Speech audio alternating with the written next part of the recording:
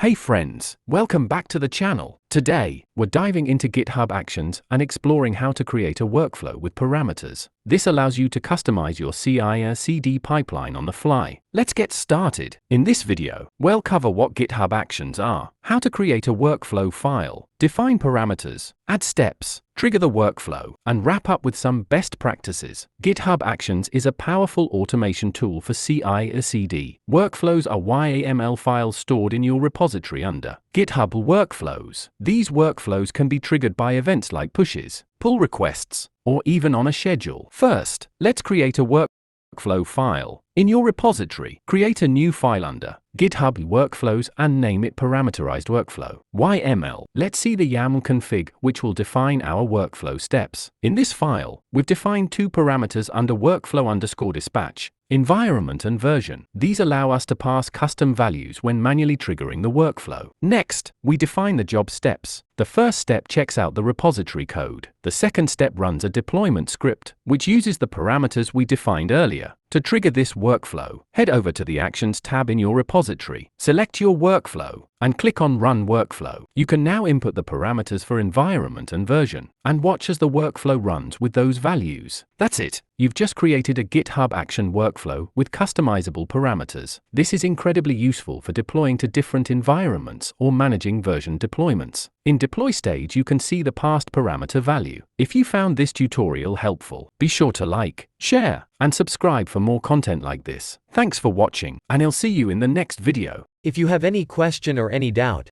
feel free to ask in the comment section below. I will answer you as soon as I can. Thank you for watching. Bye and have a nice day.